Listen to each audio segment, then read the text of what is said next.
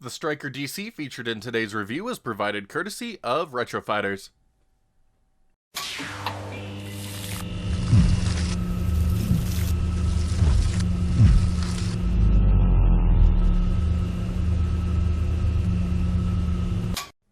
The Sega Dreamcast was Sega's last home console before transitioning over to a software-only business. Despite only selling through roughly 9 million units and being abandoned midway through its life cycle, the Dreamcast boasts an impressive library of classics. To this day, numerous homebrew releases still grace the system, giving longtime fans just one more reason to keep playing.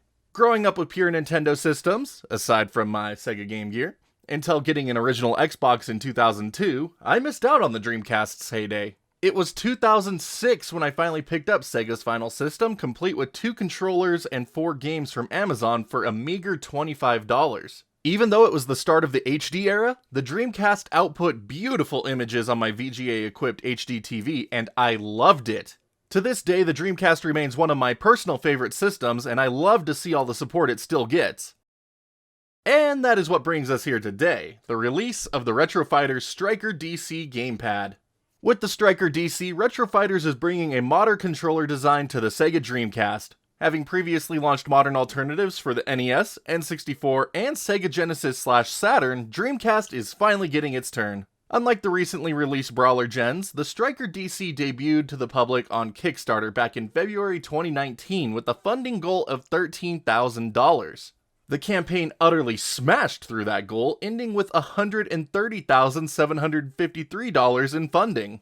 All that was left to do was wait till September to finally experience Dreamcast in a whole new way. Unfortunately, delays hit the production of the StrikerDC to ensure proper quality on the build, pushing the release back until January 2020. Another short delay would follow to allow for the celebration of Chinese New Year in January 2020. Then production suffered another delay due to the outbreak of COVID-19. It is now the end of May, and the StrikerDC is finally beginning to ship to backers, and trust me, it was worth the wait. I can't tell you how excited I was when I checked the mailbox and found the package containing the StrikerDC. I hadn't kept up with the production updates, and with COVID-19 still being a huge cause for delays, I didn't really expect RetroFighters to stick to any hard timelines. Upon opening the package, I was blown away by what I saw. Yes, I'm about to talk about the box for a bit, so if that isn't your thing, skip on ahead because I love packaging. The StrikerDC comes in a box that is a vast departure from what RetroFighters has done in the past. While I liked the look of the Brawler 64 and Brawler Gen boxes, they just pale in comparison to the StrikerDC's packaging. The aesthetic in use here is just super clean and less noisy, not to mention super thick and sturdy. 3 main colors are at work, with the solid white background being accented by a North American/Japanese Dreamcast-inspired orange-colored stripe. Likewise, the text also employs this orange color as well as a European Dreamcast-inspired blue. This homage to the regional differences is such a great touch, I love it. A depiction of the StrikerDC is also present along the front, showing off the new modern design. The top and bottom once again show off the StrikerDC, though more stylized, with only half of the controller being shown for each. Having the opposite sides being displayed for each works really well. I think one of the coolest designs of this box is that you can display it really well if you are into that sort of thing. The StrikerDC text can even be oriented with an upward or downward preference. The back of the box retains the same clean presentation and is completely void of any additional imagery. A short description of the controller is present with a number of bullet points outlining key features. My box didn't have any seals on it, so it was quick to pop the 2 halves apart to expose the goods within. Did I mention this thing is amazingly sturdy? The first thing you will be greeted with is the StrikerDC Quick Start Guide. The setup section of the guide was of particular interest to me as it outlines that the StrikerDC is compatible with all first-party accessories and most third-party ones. This means the StrikerDC should work with the game Seaman perfectly fine with the Dreamcast mic. I sadly don't own this game and have no way to test it. There is also a note that the controller's built-in turbo functionality won't work with the shoulder buttons. Good to know. Next up is a frequently asked questions sheet that further outlines some of the controller's features and design choices. Next, there is a RetroFighters keychain and sticker sheet which was part of the Kickstarter stretch goals. And finally we have the StrikerDC itself.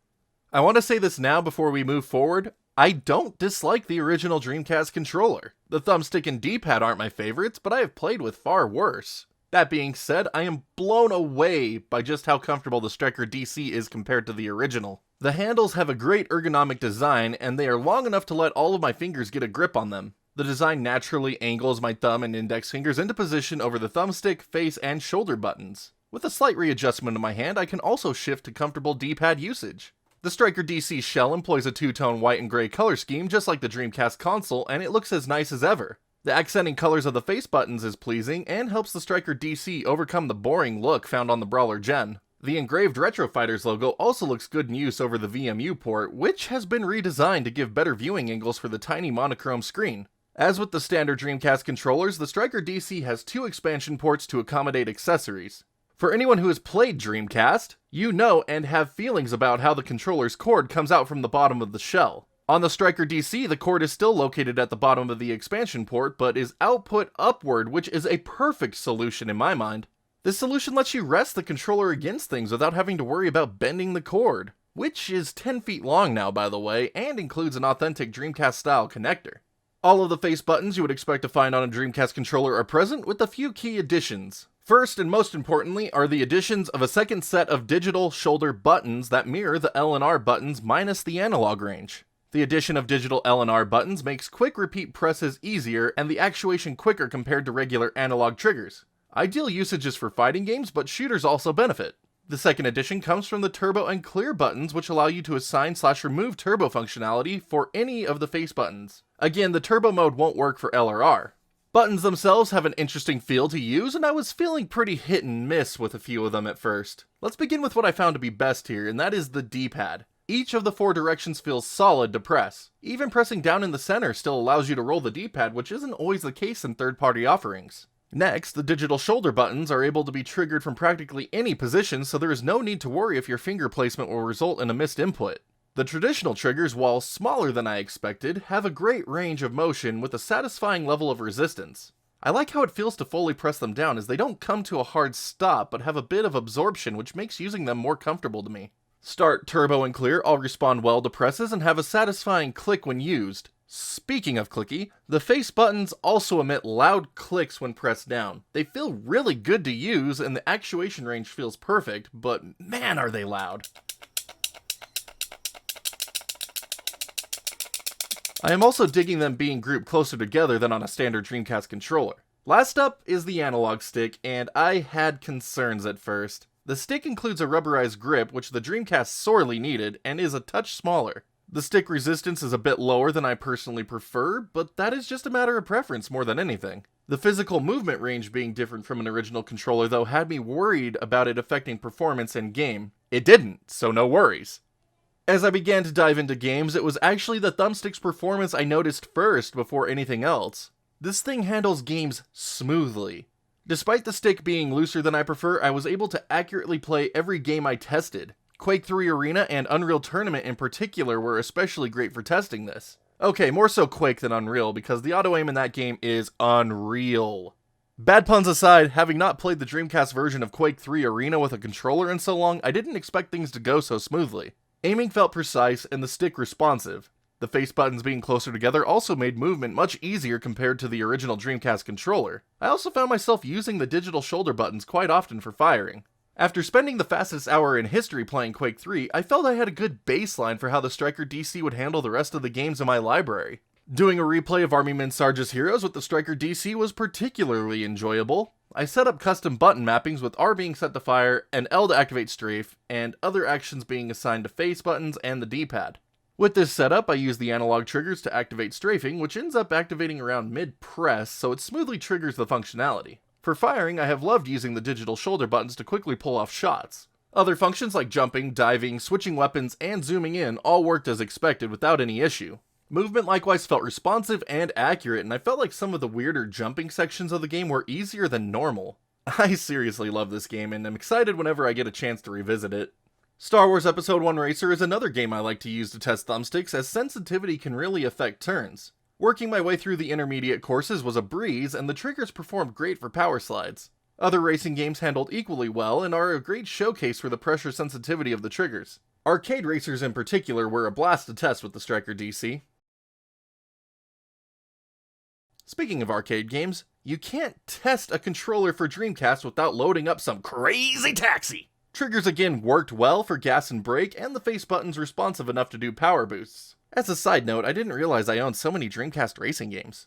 While the StrikerDC has handled everything I have thrown up to it at this point exceptionally well, it was time to test the Dreamcast's abundant library of fighting games, and I have a few. I decided to start off with Power Stone, as it isn't your traditional 3D fighter. Movement around the arena felt great with the analog stick, and the face buttons worked well to let me attack.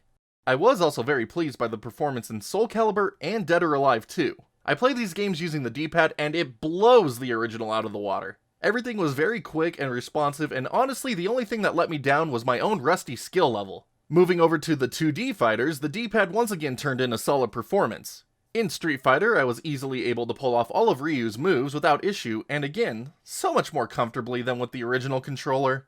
In Marvel vs. Capcom 2, I was once again able to pull off Ryu's combos with ease, and calling in support attacks and switching characters was a breeze. As a final test for the StrikerDC's D-pad, I had to load up Tony Hawk's Pro Skater. As good as it felt to play my fighting games, I am hardly an FGC champ, and with my skill level I am sure I didn't do enough due diligence testing the diagonal inputs. This is something I do rely heavily on in Tony Hawk though, and I have tested controllers on other platforms recently that have let me down in this regard. But again, the StrikerDC turned in a very solid performance, and being able to execute my diagonal tricks was very natural. Pulling off specials was equally easy and felt better than I am used to on Dreamcast. In the end, I tested the StrikerDC against my entire Dreamcast library of 40 games, and the story was the same. The experience bested that of the original Dreamcast controller. Honestly, the StrikerDC handled so well that I couldn't find anything to criticize with it other than resorting to extreme nitpicking. The triggers are a touch smaller than I would like. The thumbstick is slightly looser than I prefer.